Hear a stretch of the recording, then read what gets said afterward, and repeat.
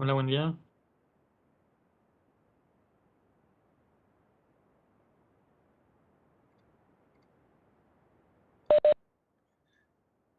Buen día a todos. Buen día, Roberto. Buen día, Aldo.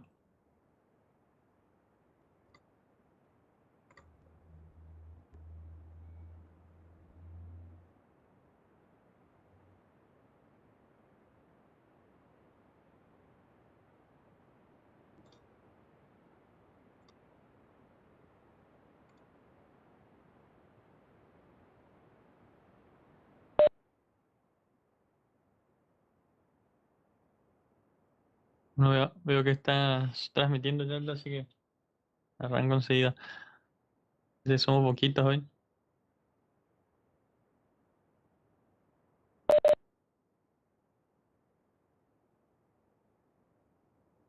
Hola, buen día.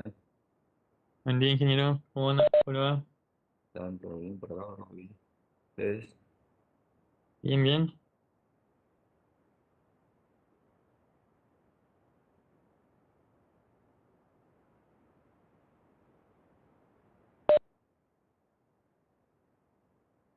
Bueno, la idea de hoy va a ser que hagamos un poco de otros ISAs, ¿sí? Otras arquitecturas de conjunto de instrucciones. Y para eso vamos a ver un poco lo que impulsó a las arquitecturas RISC a partir de los años 80. Voy a tratar de que no sea algo meramente histórico, pero voy a tocar algunas cuestiones históricas para que se entienda el contexto de cómo evolucionaron las cosas. No es por ahí necesario saber la historia hacia forma de memorizarla, pero está bueno para entender un poco la evolución de cómo avanzó este campo en la informática y de la arquitectura de computadoras, así que vamos a ir viendo esas cuestiones. Bueno, a principios de los años 80, perdón, antes de los 80, lo que fueron los principios de diseños de los distintos procesadores que se fabricaban, tanto IBM, Intel, otras marcas como Motorola, seguían básicamente estos principios.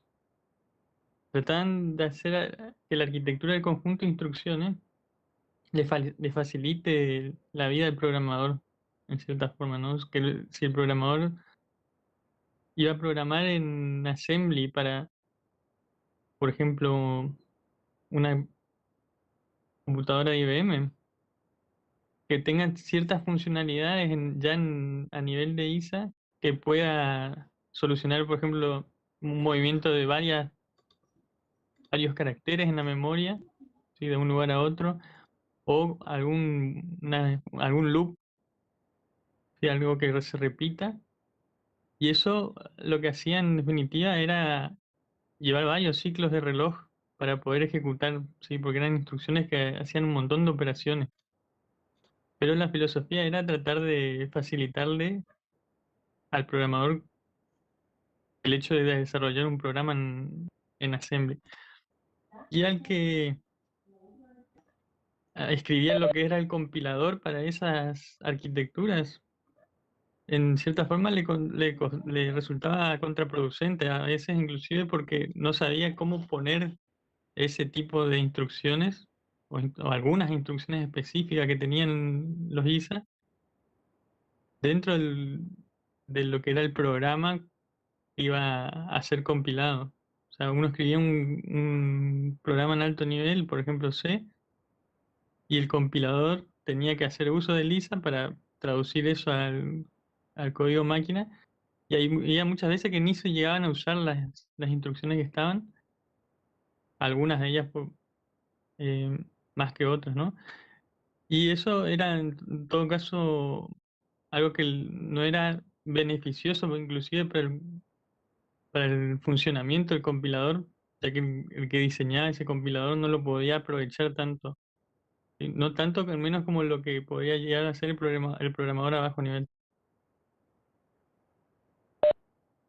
Otra cuestión era que se tenía muy en cuenta la compatibilidad entre familias de computadoras. O sea, IBM fabricaba una línea de mainframes o de otras computadoras y se trataba de que haya compatibilidad entre lo que era una familia de mainframes. Entonces, sí. Ah, perdón, perdón. Estaba presentando acá nomás.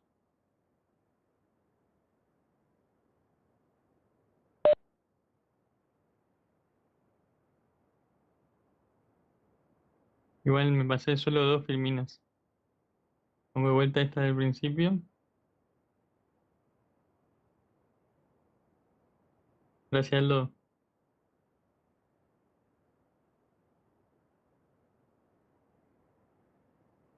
Ahora sí.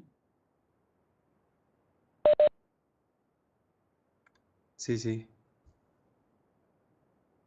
Era un podcast, prácticamente. Bueno, la cuestión es, este era el título de la presentación de lo que vamos a ver, ¿sí? Vamos a tratar de comparar varios ISA. Algunos de RISC y uno de CISC, que es X86. Y de ver esa perspectiva histórica. Entonces le estaba diciendo, este primer punto era facilitarle la vida al programador. Ya describí más o menos de qué trataba. Y el segundo punto está describiendo lo que era compatibilidad entre familias de computadoras. Y por ejemplo, una familia que cito acá es IBM 370. Entonces, para que haya esa compatibilidad, lo que se hacía tanto a nivel de ISA como microarquitectura era hacer arquitecturas que sean, que compartan ciertas características que las pueda hacer compatibles. A nivel horizontal podríamos pensar entre distintos mainframes que usen la misma familia de procesadores. Y también existía lo que era compatibilidad hacia atrás, o empezaba a verse ya, que era cuando salía una nueva computadora, el ISA que tenga esa computadora permita que los programas que se escribieron para computadoras anteriores todavía corran dentro de esos sistemas. Entonces, para eso el ISA tenía que respetar ciertas instrucciones del ISA anterior y garantizar esa compatibilidad hacia atrás entre distintas computadoras.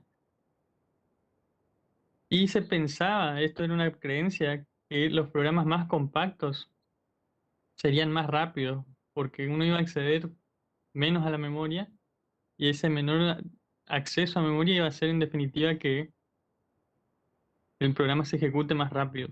Y todavía no existían nada de las métricas que habíamos introducido en la clase donde vimos benchmarking.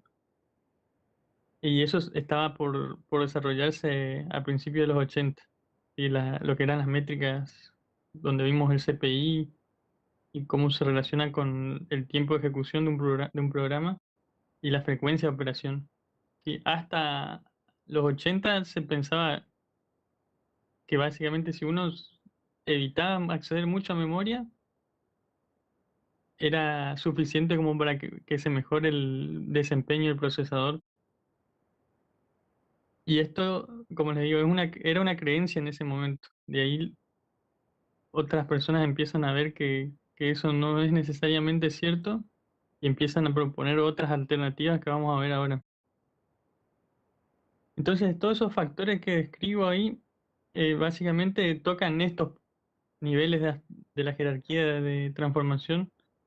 Sí, el software, ya que el compilador es cuando uno va a trabajar en el pase, vamos a decir, del algoritmo del programa, uno escribe el programa en alto nivel y ese compilador iba a traducir las instrucciones de una arquitectura, de un conjunto de instrucciones,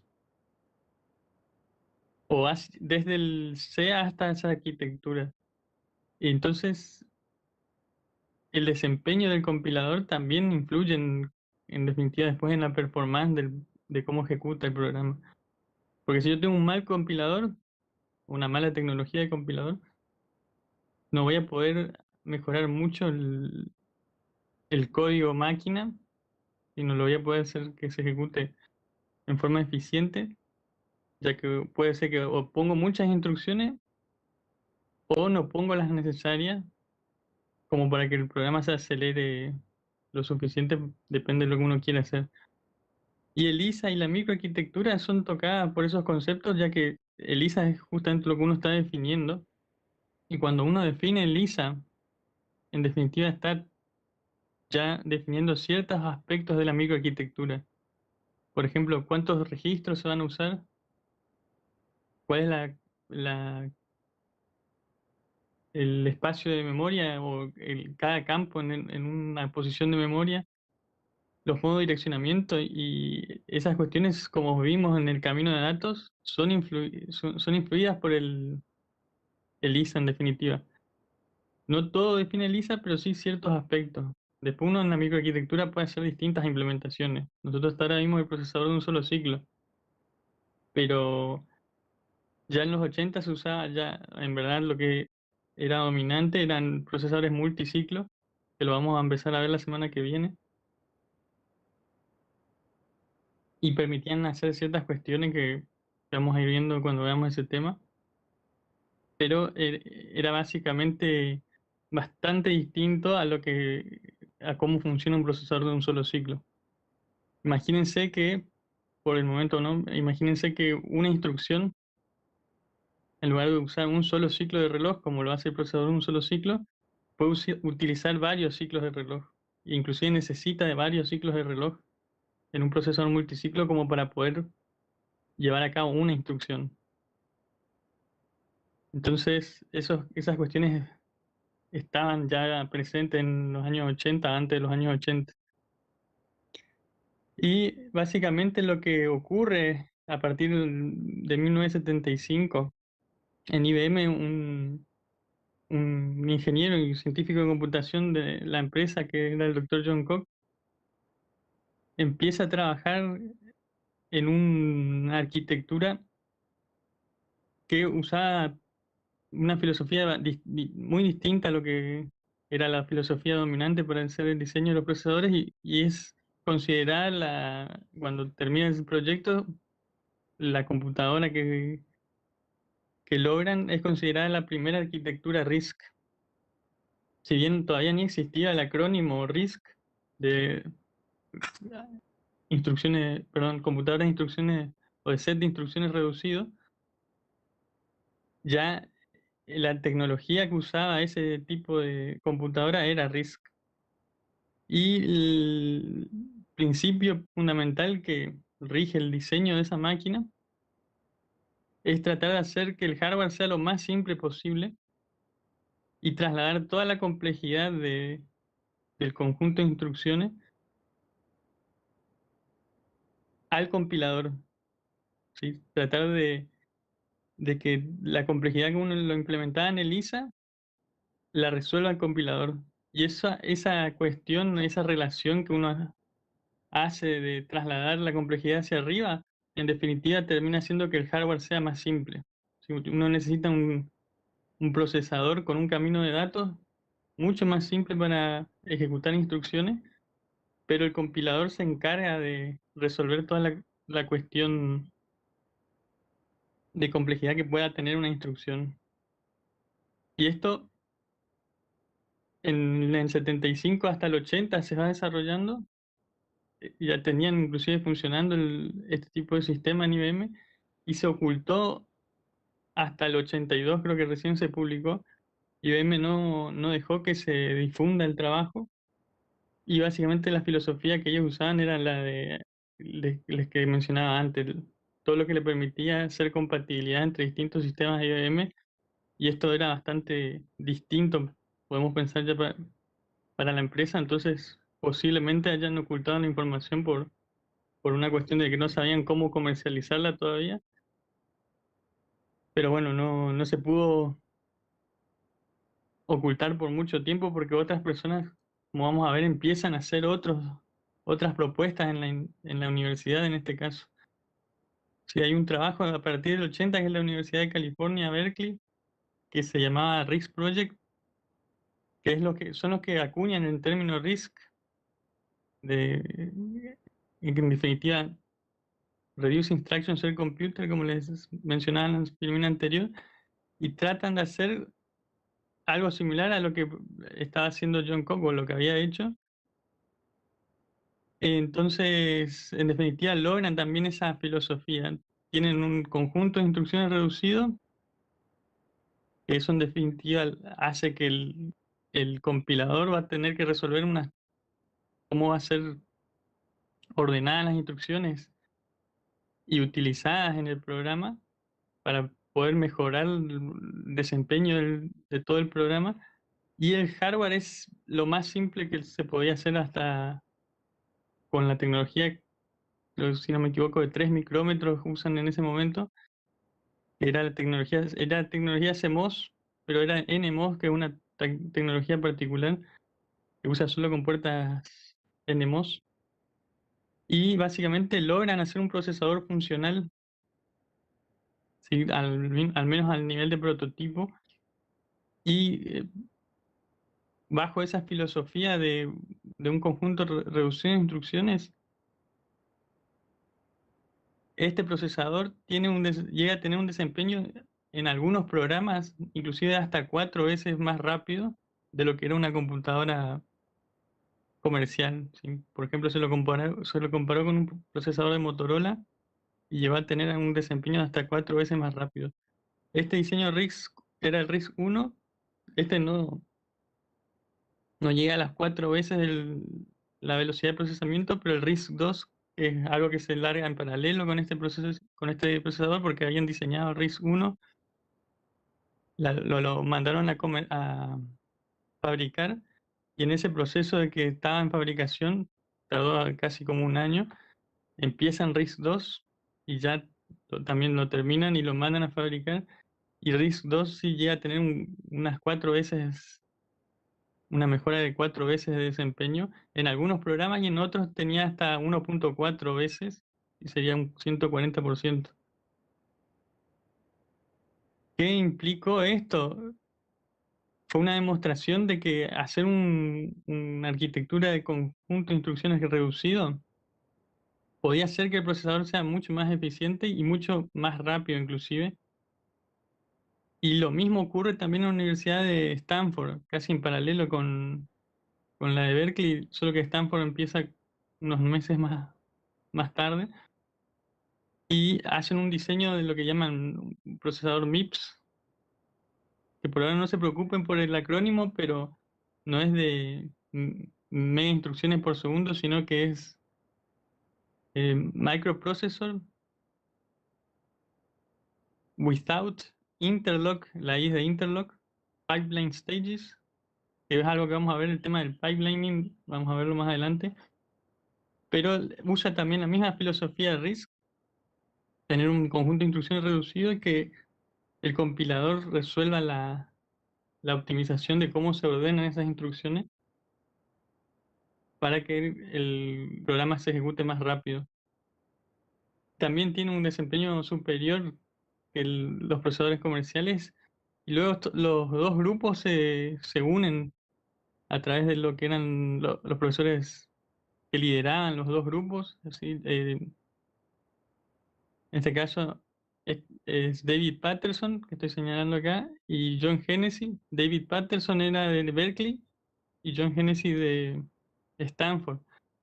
Y eran los que lideraban los dos grupos que desarrollaron esos procesadores. Fíjense que eran diseños hechos en universidades.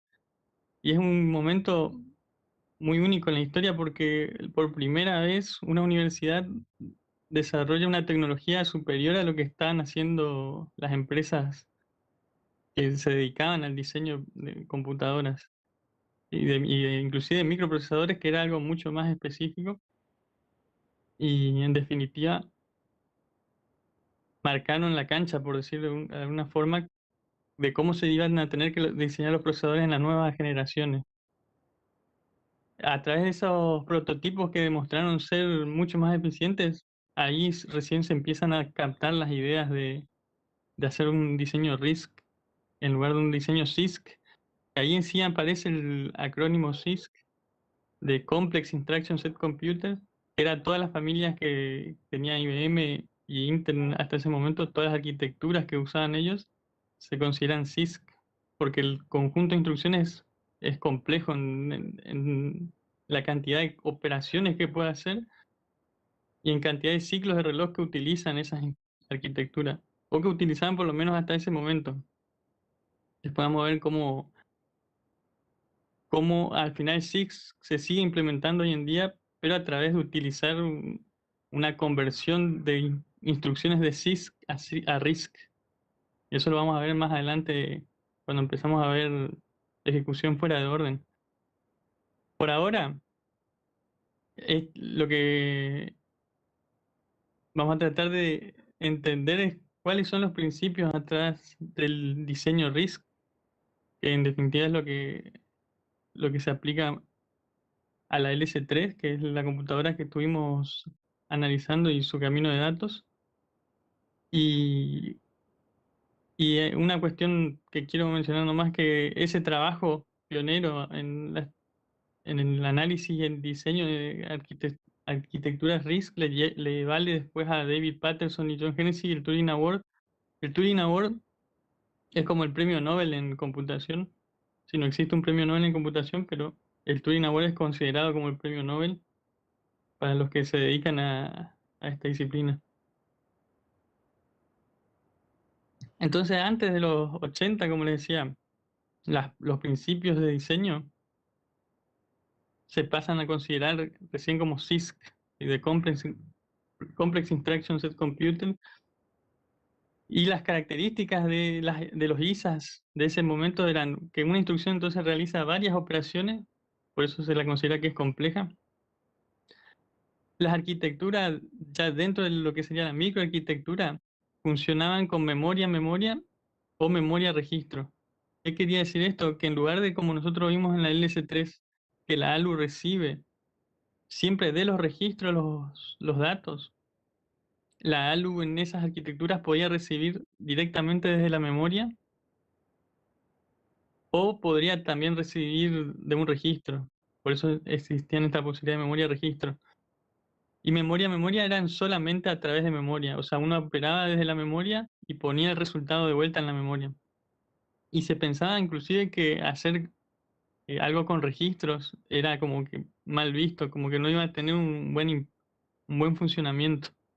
Porque todavía no se entendía bien el tema de cómo funcionan los caches y no se apreciaba que la velocidad de la memoria empezó a quedar atrás de lo que era la velocidad de los procesadores.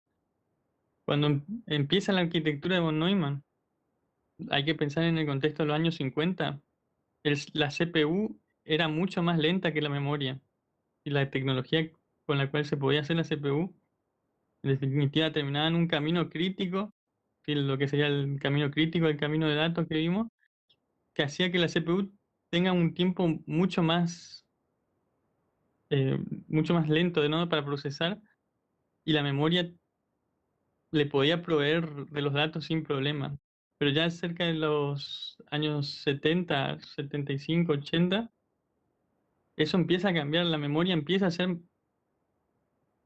cada vez un poco, o la CPU empieza a ser más rápida, entonces había que aprovechar esa cuestión de tratar de que el procesador, lo que era la ALU básicamente, acceda rápidamente a los datos y la tecnología de ese momento iba a empezar a poder proveer eso, porque iban a pasarse ya tecnología de estado sólido y empezaban a ver esa jerarquía de memoria que hoy en día ya está bien consolidada.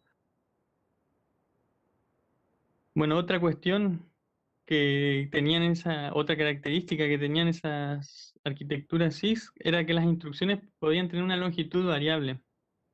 Si no necesariamente tenían la misma longitud como tenía o como tiene la LS3 que estuvimos viendo, siempre tienen 16.000 las instrucciones de la LS3. En el caso de CISC puede ser variable la longitud y eso es problemático cuando uno quiere decodificar una instrucción. Esto también lo observan tanto David Patterson como John Hennessy y dicen, no, si uno tiene una instrucción que es variable, el decodificador es demasiado lento Entonces es muy poco probable que uno logre tener un buen desempeño con un procesador de ese tipo. Tenemos que hacer que las instrucciones sean todas de longitud fija, entonces va a ser fácil decodificarla, y el decodificador en definitiva es una de las operaciones que más ocurre cuando uno está procesando la información, ya que como vimos, ¿qué es lo que uno hace en el camino de datos? Hace el fetch de la instrucción, la decodifica y luego pasa a la ALU o a hacer una instrucción de movimiento de memoria. Entonces, si uno tiene un decodificador rápido, posiblemente logre reducir el camino crítico, o por lo menos no afecta al camino crítico como lo hace la memoria hoy en día, la parte de la memoria caché. Como vimos, por ejemplo, tenía 200 picos segundos y era la que determinaba el camino crítico. En ese tiempo todavía los tiempos estaban mucho más cercanos, ¿sí? El decodificador influía bastante en el camino crítico. Entonces, si uno lograba hacer un decodificador simple, iba a poder acelerar el procesamiento. ¿Por qué? Porque iba a poder hacer que el ciclo de reloj sea mucho más chico. Bueno, esto implicaba en las instrucciones CISC, ¿sí? Al tener una instrucción de longitud variable, que la decodificación sea no uniforme y, como les digo, difícil de decodificar cada instrucción. Iban a requerir o requeriría más lógica para hacer la decodificación. Y también utilizaban varios modos de direccionamiento. ¿Sí? Se trataba de proveerle al programador de varias formas de acceder a la memoria. Entonces se ponían varios modos de procesamiento, era algo común en lo que vimos RISC. En la LS3 se usan pocas o pocos modos de direccionamiento, ¿sí? No más que 5, por lo menos en la LS3. Esta nueva codificación, o es una codificación típica para x86, sí, que x86 es una arquitectura CISC.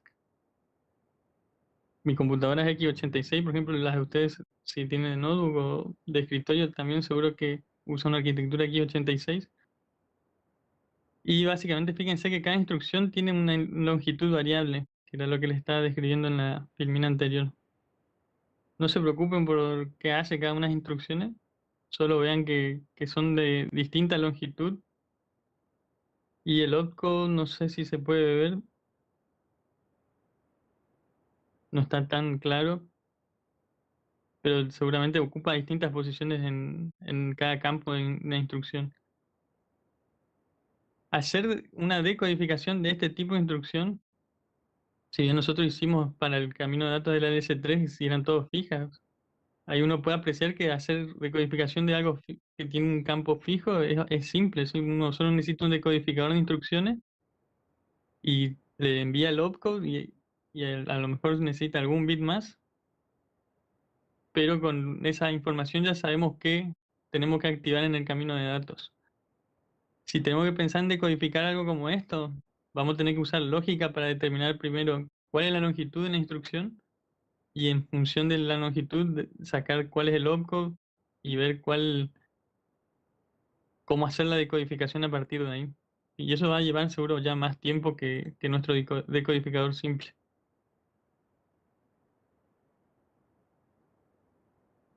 Bueno, en contraparte, lo que son las características de una arquitectura RISC, totalmente a lo que es esperable de una instrucción en CISC. Una instrucción hace una sola operación o hace una operación simple. Por ejemplo, a lo sumo va a sumar, a lo sumo va a restar, a lo sumo va a hacer un pedido de la memoria para mandar un dato a registro y al revés. Usa una arquitectura registro a registro. O sea, cuando la ALUA opera, lo hace a partir del registro y pone los resultados en registros. Nunca va a acceder a la memoria directamente. Y esto aprovecha el hecho de que la memoria caché va a proveer de datos a los registros, y los registros en definitiva actúan como si fuesen cachés, ¿sí? Memorias de rápido acceso, porque uno, para acceder a un registro, necesita mucho menos tiempo que para acceder a la memoria principal o a la memoria caché. Entonces, en definitiva, se está haciendo el uso del mismo principio de caché al usar registros directamente para operar. Siempre hay una relación de compromiso después en cuántos registros uno va a introducir en la ELISA. Y por ejemplo, el LS3 vimos que tiene 7 registros, pero otras arquitecturas como por ejemplo MIPS o ARM usan ya palabras de 32 bits y eso le permite tener más registros. Creo que hasta 16 registros tienen ARM y si no me equivoco 16 tiene MIPS. Y tener más registros ayuda también a hacer que el programa corra más rápido, porque uno no tiene que acceder tanto a la memoria. O sea, hay una relación, todavía una relación de compromiso que hay que ver para poder decidir cuántos registros poner en el sistema. Si nuestro programa no necesita muchas variables, entonces con pocos registros uno se arregla, ¿no? Pero a medida que uno necesita más variables, es más interesante pensar en que uno use una arquitectura de mayor cantidad de registros, ¿sí? Para no tener que acceder tampoco tanto a memoria. Otra cuestión, como les decía, el tema de la decodificación. Instrucciones tienen longitud fija. La decodificación es uniforme, ¿sí? Estos dos puntos están vinculados entre sí. Y hacer esto ayuda también a que uno pueda hacer un pipeline del procesador.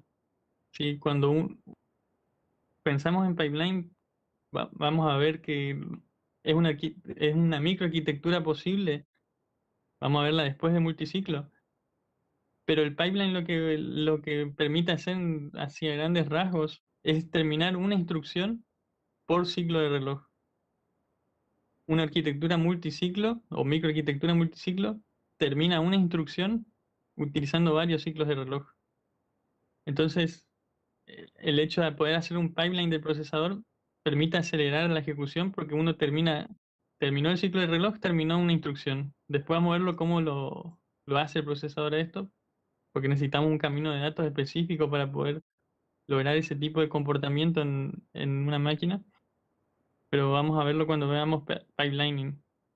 Pero está muy vinculado que RISC facilita mucho hacer pipelining. No quiere decir que CISC no se puede hacer un pipeline, pero es más complejo hacerlo y después si uno mirara la performance, seguro que una arquitectura que se basó en RISC va a lograr un tiempo mejor porque hace un camino crítico en definitiva que es mucho más corto.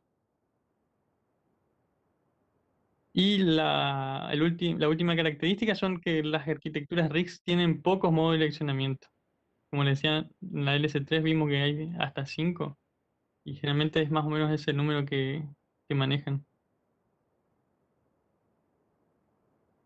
Si volvemos a la ecuación de desempeño, sí, en el caso del tiempo de ejecución, que habíamos visto en una clase de antes,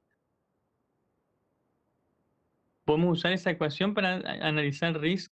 ¿Sí? Esto también se le dice ley de hierro en performance de procesadores, por eso le puse acá el nombre de ley de hierro.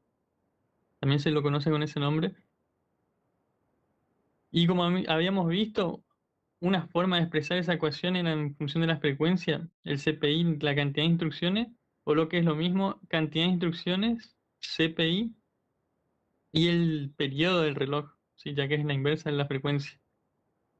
Y uno, analizando cada uno de estos términos, puede inferir o puede tratar de modificar esos términos para, en definitiva, lograr que el tiempo de ejecución se reduzca, que sería mejorar el desempeño. Si bien esto no es fácil de hacer porque los tres términos están acoplados entre sí, y no es que estén desacoplados, sino que, por ejemplo, si uno toca cantidad de instrucciones, lo que uno está modificando o es ELISA o es la tecnología del compilador. ¿Sí? De esas dos formas, o modificando esos dos niveles en la jerarquía de transformación, podemos cambiar cuánto es la cantidad de instrucciones que va a ejecutar un programa. ¿Cómo visualizar esto? Por ejemplo, si uno tiene una arquitectura RISC, posiblemente va a usar más instrucciones que un programa de arquitectura CISC, ¿sí? Porque Yo necesito hacer una función que me resuelva alguna cuestión.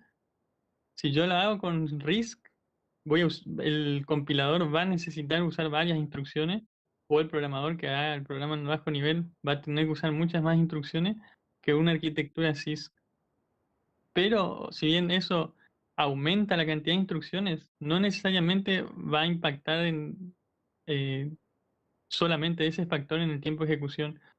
Porque fíjense que si yo toco, o sea, eso lo haría tocando Lisa, cambiando, o sea, diseñando un sistema RISC, tendría muchas instrucciones por programa o muchas más que una arquitectura CISC, pero como ese factor ISA también me modifica el CPI, porque va a influir sobre la microarquitectura del procesador, y como vimos, el procesador de un solo ciclo que nosotros diseñamos, lo hicimos para una arquitectura RISC, ¿sí? Que era el ISA de la LS3.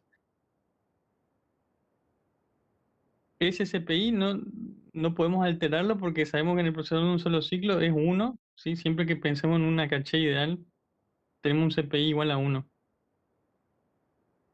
Pero si uso otra microarquitectura, el CPI podría ser variable, como por ejemplo un procesador multiciclo. Ahí el CPI podría ser variable y también el ISA que yo elija va a modificarme el comportamiento de ese procesador multiciclo.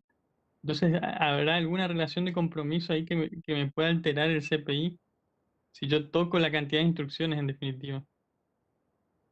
Y lo mismo pasa, fíjense, con el tiempo del procesador, ¿sí? Lo que sería el periodo de reloj del procesador. Si yo cambio una microarquitectura, puedo achicarlo, si hago un camino de crítico que sea más corto, o puedo empeorarlo si en definitiva mi camino crítico se hace más largo. Entonces, ese factor también se va a modificar si yo toco la cantidad de instrucciones.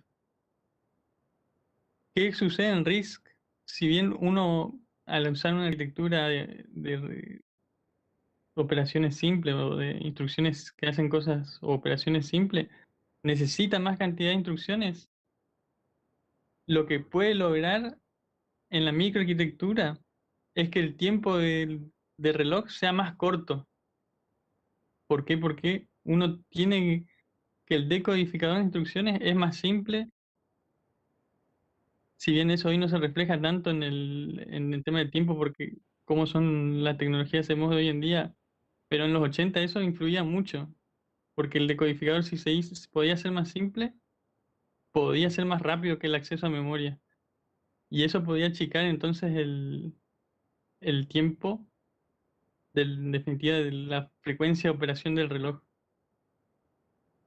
Y eso es algo que analizaban los que proponían entonces las arquitecturas RISC. Decían, bueno, si bien yo aumento mi cantidad de instrucciones, después diseñando la microarquitectura, puedo hacer que el procesador termine siendo más rápido, porque cambio el tiempo del periodo de reloj. Inclusive el CPI también va a cambiar dependiendo de cómo uno hace la implementación. Y esta ecuación también es importante si uno quiere entender, por ejemplo, cómo uno modifica la arquitectura o modifica el desempeño de la arquitectura solo cambiando la tecnología con que implementa el procesador. Si yo tengo una tecnología de CMOS que es más rápida, automáticamente mejora el tiempo de ejecución sin cambiar ninguno de los otros factores. ¿Por qué? Porque puedo reducir el camino crítico, entonces mejoro el tiempo del reloj y eso ya automáticamente sí me mejora el tiempo de ejecución, sin que yo cambie la cantidad de instrucciones ni el CPI del procesador, porque ese factor de CPI no depende de la tecnología del hardware, o sea, la tecnología que está con la cual se está implementando. La microarquitectura ya, ¿no? ¿Se entiende la idea? Sé que es engorroso al principio, pero a medida que podamos analizar otros procesadores, creo que también va a ayudar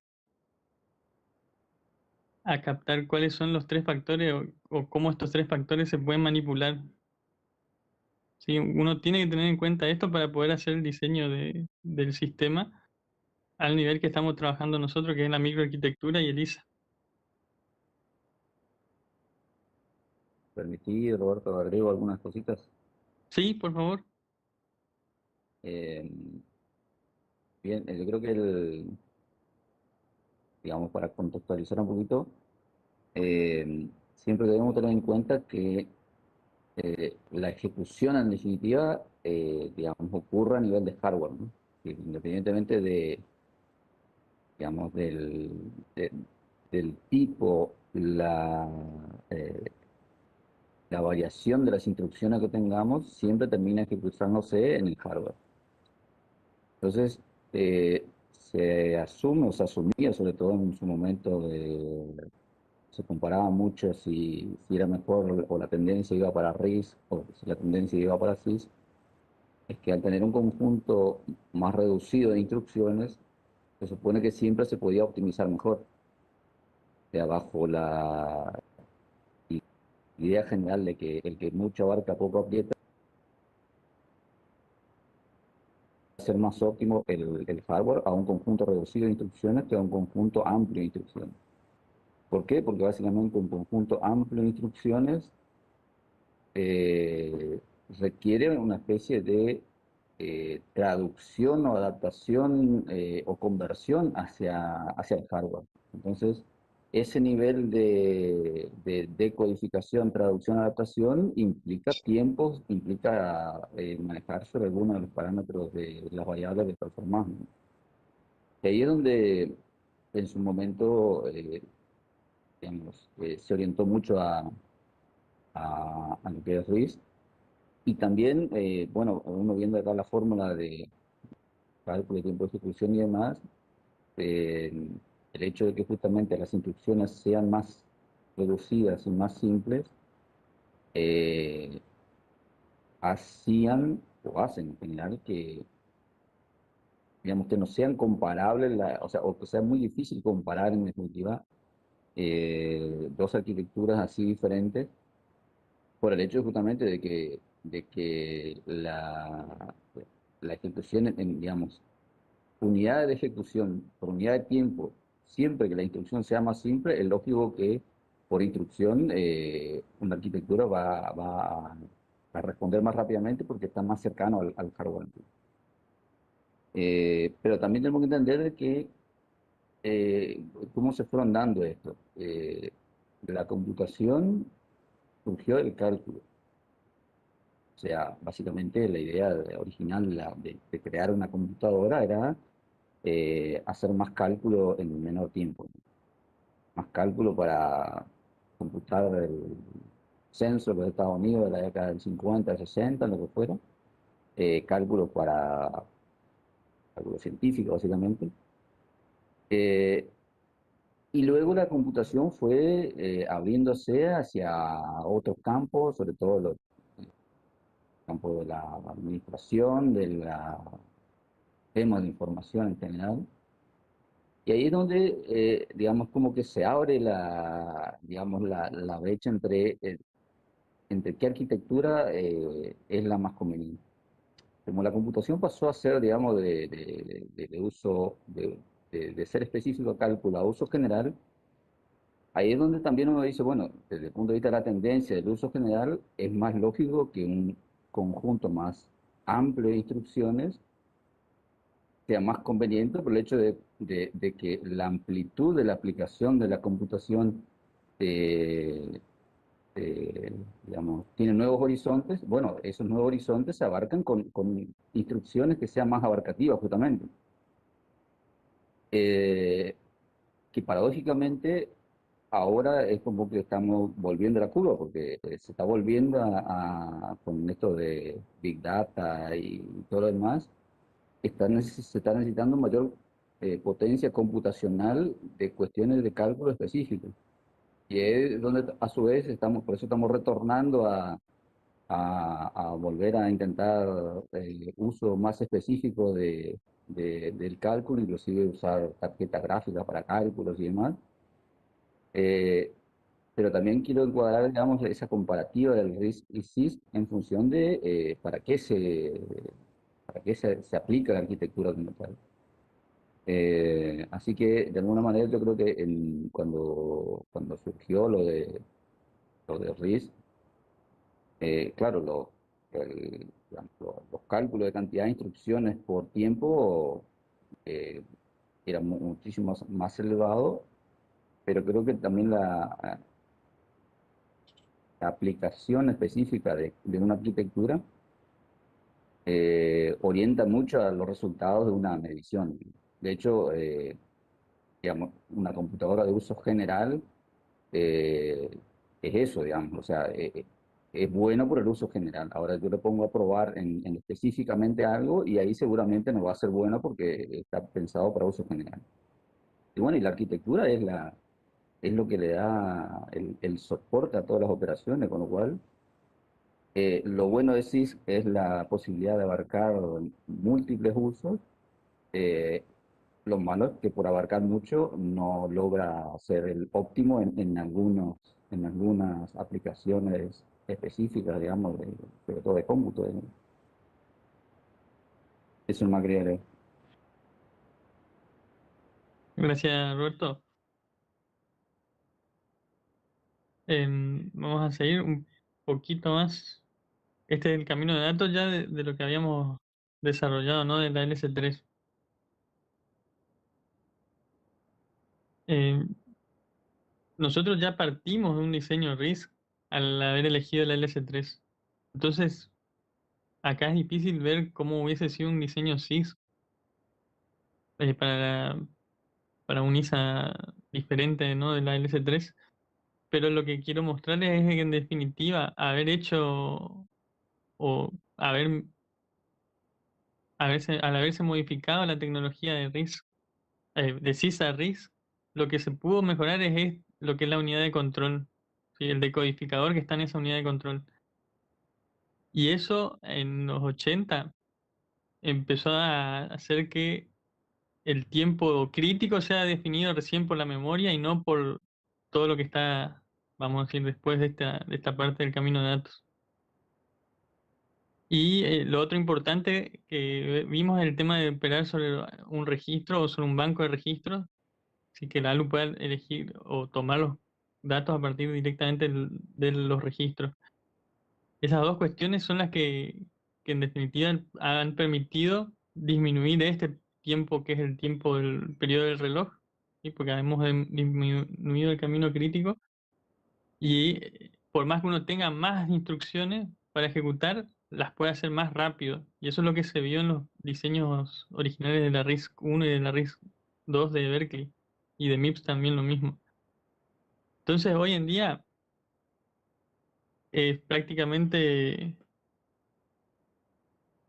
eh, muy difícil hacer algo SIS así puro, ¿no? Como ISA, SIS y una implementación de camino de datos y unidad de control que estén en base a ese ISA. Luego vamos a ver que lo que se hace es traducir el ISA de SISC a un ISA RISC al momento de ejecutar. Eso ya a nivel del hardware. Y eso ha permitido que se pueda hacer uso de lo mejor de los dos mundos, ¿sí? Mantener un SIS o una compatibilidad hacia atrás con todos los procesadores que eran CISC, pero a nivel de ejecución interna se hace una ejecución RISC. Después vamos a ver cómo se logra eso en la implementación. Y básicamente de esos trabajos de Patterson y Genesi, después de que han publicado unos cuantos libros, se han logrado 4 principios de diseño. ¿Sí? O ellos han establecido 4 principios de diseño que si uno los sigue, partiendo siempre de un ISA RISC, logra tener un buen desempeño en el sistema. El diseño número 1 que dice acá, regularidad, soporta simplicidad, es lo que vemos reflejado en el ISA de la LS3, por ejemplo, que todas las instrucciones son bastante homogéneas entre sí. ¿Sí? El opcode siempre está en el mismo lugar, siempre tiene la misma longitud Y eso es, al momento de decodificar, hace que el decodificador sea simple. Y eso es lo que puede hacer que gane tiempo el procesador. Y eso se aplica a cualquier parte en realidad del hardware. ¿Sí? Se ve muy reflejado en esa parte de Lisa, pero si uno hace hardware que sigue esa regla de regularidad, siempre logra tener algo que sea simple después para armar como implementación. El diseño número 2, el principio número 2 dice hacer que el caso más común sea el más rápido. ¿Esto qué quiere decir? Que, por ejemplo, si yo tengo muchas sumas o muchas instrucciones de suma en un programa, tengo que tratar de lograr que la ALU sea rápida. ¿Sí? Lo mismo pasa para otras partes. Si el decodificador es lo que más se usa en el sistema, y si yo logro que ese sea rápido, entonces voy a lograr que, como es el caso más común que ocurre durante la ejecución, voy a lograr que todo el sistema mejore su desempeño. Son cosas que hoy en día parecen muy obvias, pero en el momento que se propusieron no era tan obvio o tan intuitivo. Bueno, cuanto más pequeño es más rápido. Esto es algo que se ve en un principio de las memorias caché, por ejemplo. El tiempo de acceso a la memoria, cuanto más pequeña es la cantidad de memoria, es más rápida porque el decodificador también es más simple y se ven reflejado ahí. Y un buen diseño demanda buenos compromisos.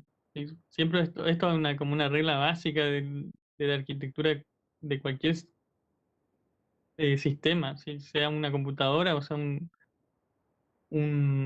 edificio o lo que querramos diseñar. Si queremos un buen diseño, tenemos que hacer buenos compromisos entre los distintos factores que influyen en el desempeño del sistema. Y cuando uno piensa esto aplicado a Lisa, tomar buenos compromisos, que uno está analizando básicamente son dentro de los campos de la instrucción, dónde o cómo yo ubico o qué operaciones así específicas del opcode y las instrucciones yo voy a ubicar, cómo las voy a ubicar para lograr tener un buen diseño en definitiva. ¿Sí? Ahí estaría la relación de compromiso a nivel de ISA. ¿Sí? Y si lo traducimos a hardware a más bajo nivel, también se puede pensar en cosas similares. Un poco como para comparar y ya ir cerrando la clase. Esto es el ISA de RISC-V. RISC-V, para ponerles en contexto, es un ISA abierto. ¿Sí? O sea, cualquiera lo puede implementar sin necesidad de pagar por su implementación. No es como algo privativo como ARM. ARM es una empresa que licencia la capacidad de usar el ISA en definitiva. Y básicamente, ¿cuál es la idea detrás de RISC-V? Poder armar o poder ponerse a diseñar procesadores o otras partes del sistema de cómputo en una plataforma que sea abierta, que todos puedan colaborar y que haya distintos desarrollos inclusive. Entonces, eso está motivando mucho al desarrollo de nuevas arquitecturas, más bien microarquitecturas, e implementación de sistemas computacionales.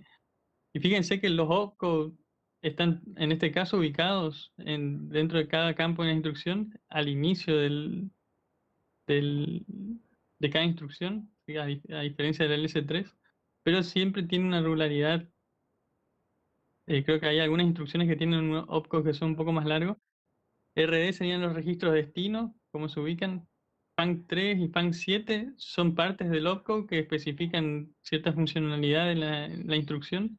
No se preocupen por ahora qué instrucción o qué hace cada instrucción. ¿Sí? Tratemos de ver solamente cómo están distribuidos los distintos campos. Y fíjense, RC1 y RC2 son los registros fuentes 1 y el registro fuentes 2. ¿Sí? Se parece bastante a la LS3. Incluso tiene algunos modos de direccionamiento inmediato. Modo de direccionamiento registro, como vimos en NAT. Modo de direccionamiento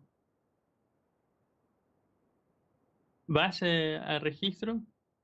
Y base addressing, o sea, usa un registro y una constante para determinar la posición de memoria. Y el modo de direccionamiento relativo al contador de programa. Sí, tal cual esto comparte, vamos a decir, con la LS3, inclusive los modos de direccionamiento.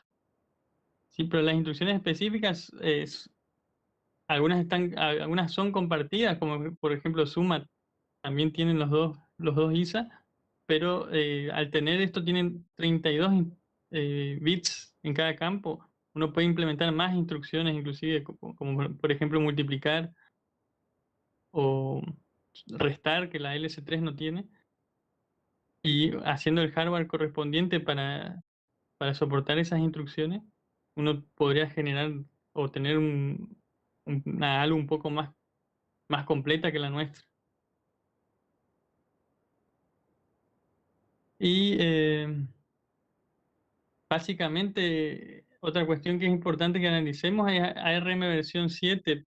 La idea era hacerlo con ARM versión 8, pero es un poco engorrosa como están ordenados los campos en la instrucción y tampoco nos va a servir mucho para poder analizar después los otros procesadores que tenemos que ver, ya que vamos a usar bastante el libro de Sarah Harris y David Harris, y ellos usan ARM versión 7 en una de sus ediciones, entonces vale la pena por lo menos estar un poco familiarizado con cómo son cada una de las instrucciones, quizás no a un nivel muy a nivel de detalle de cada cosa que hace, pero sí tener una idea de cómo funciona cada una para poder hacer después el camino de datos de los otros procesadores que tenemos que ver. Que vamos a ver que no es tan distinto de lo que vimos en la LS3. Pero, por ejemplo, en las instrucciones que hay son instrucciones de memoria que tienen dos modos de direccionamiento, por eso acá se divide en dos el campo SRC2. El SRC2 viene de source 2, puede ser un inmediato o puede ser un registro. Y una particularidad de ARM es que usan un campo de condiciones. Entonces, a cada instrucción, inclusive las de memoria, las pueden hacer que sean condicionales. O sea, como nosotros vimos el salto condicional, pero una instrucción de memoria podría ser condicional o hacerse que sea condicional a través de estos campos que están acá. Ya son instrucciones de memoria, entonces el opcode indica qué tipo de instrucción. Fíjense que hay dos bits para el opcode. Punct también es parte del opcode, pero define el modo de direccionamiento y acciones sobre los registros. Y RN sería el primero operando fuente, en este caso, y RD el operando destino.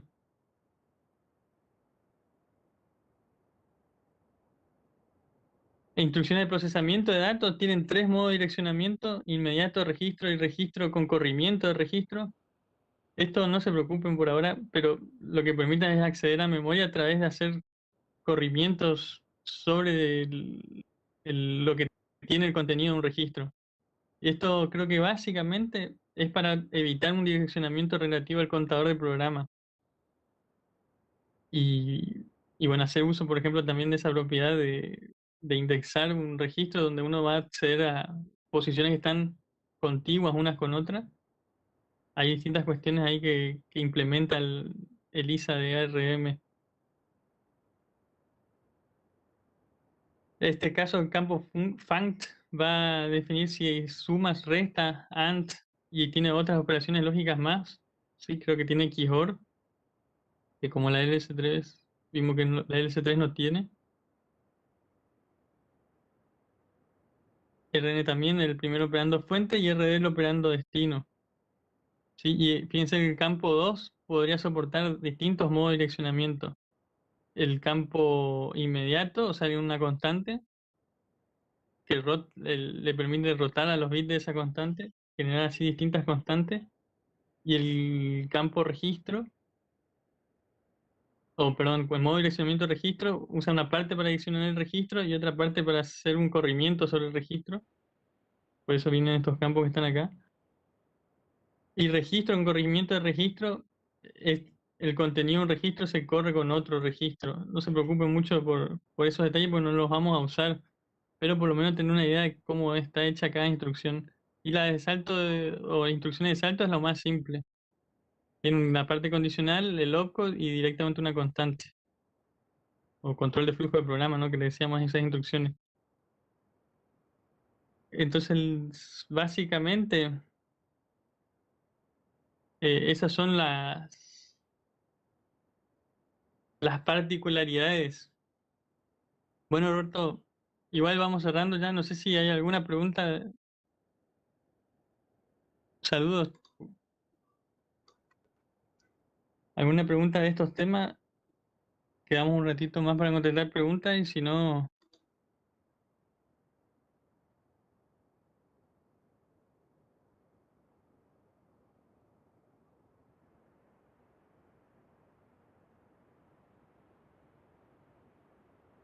aguárdenme un ratito.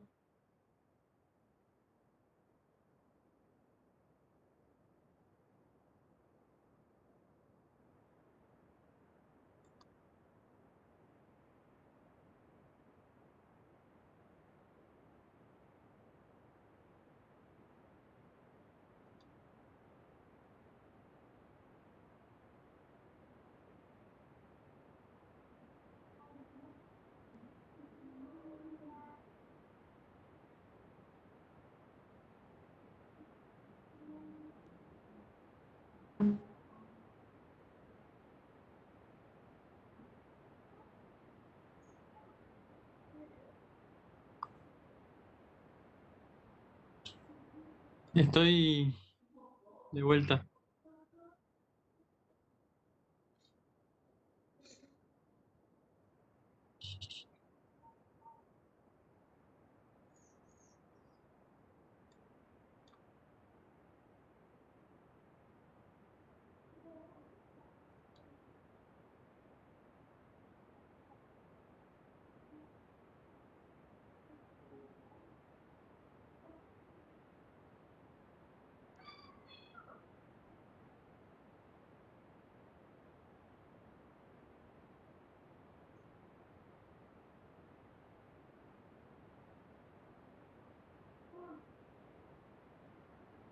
¿Cómo les pregunto, bueno, los que están todavía en línea, cómo lo ven a esto como si uno les dice, bueno, este es el conjunto de instrucciones de ARM o RISC-V, diseñame un camino de datos a partir de ese ISA.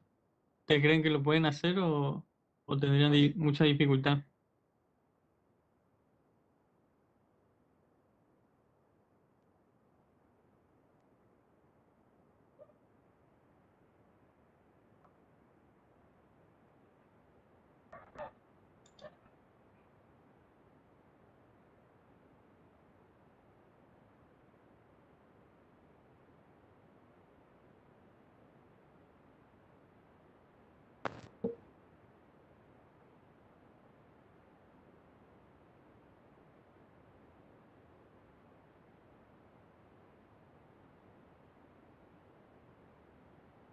Puede ser que haya dificultad, dice Leandro.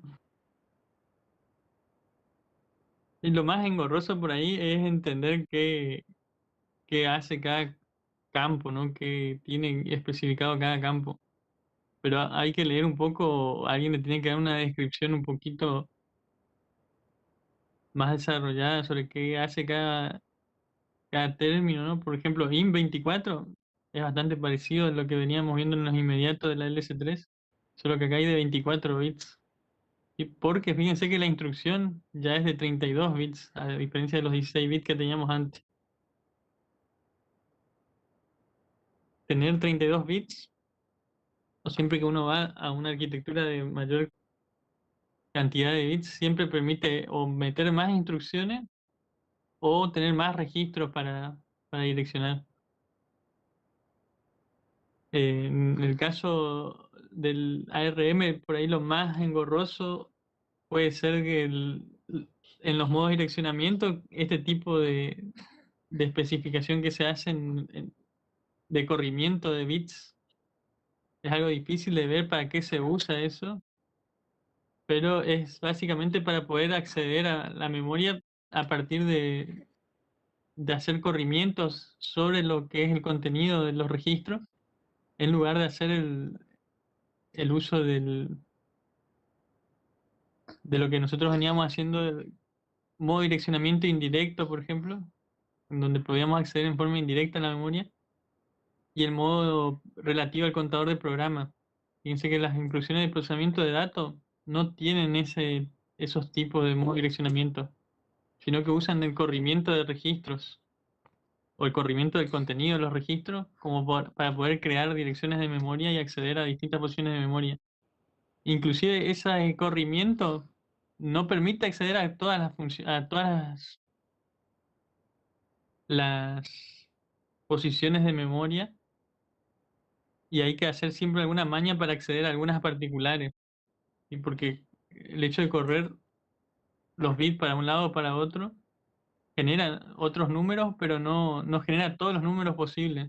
Entonces, en definitiva, hay que hacer quizás alguna instrucción más o algunas instrucciones más para poder ubicarse en ciertas posiciones de memoria. Es una contra por ahí de ARM. Y, y bueno, al evitar el modo de direccionamiento indirecto, se evita acceder a la memoria dos veces. Eso es algo bueno que tiene el ISA ARM. Y en el caso de memoria es bastante simple. Inclusive tiene un modo de direccionamiento más, que es el modo de direccionamiento inmediato, donde uno podría especificar alguna constante para hacer uso del acceso a memoria a partir de un offset.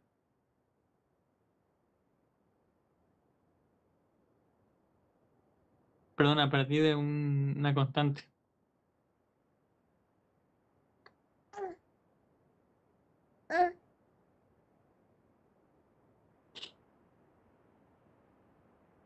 Bueno, nuestra idea es que llegan a tener la comprensión necesaria de los temas de camino de datos, como que como para poder darles un ISA de cualquier tipo, ¿sí? Siempre que sea RISC, y ustedes puedan armar un camino de datos a partir de eso. O sea, ese es lo que esperamos que logren a nivel de profundidad de comprensión de los temas. Y que no solamente estén limitados a hacer el ISA de la LS3, sino que con cualquier ISA que se les dé, siempre y cuando sea RISC, ustedes sean capaces de armar el camino de datos de ese conjunto de instrucciones. Por lo menos para algunas instrucciones específicas, no para todas, porque no les va a dar tiempo, si es en un examen parcial, no les va a dar tiempo para hacerse un camino de datos completo, pero si le damos alguna instrucción o dos instrucciones, que puedan armar para esas dos instrucciones. Sin necesidad tampoco de empezar a estudiar de memoria qué hace cada campo, sino que si le decimos, estos campos hacen estas funcionalidades, ahí ustedes eso lo puedan traducir al hardware.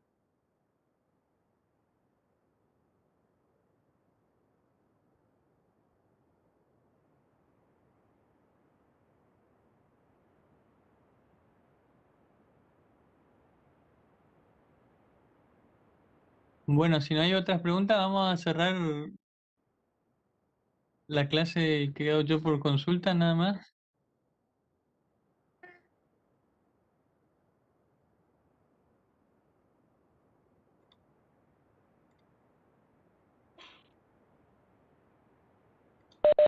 Aldo, no sé si Sí, estoy todavía.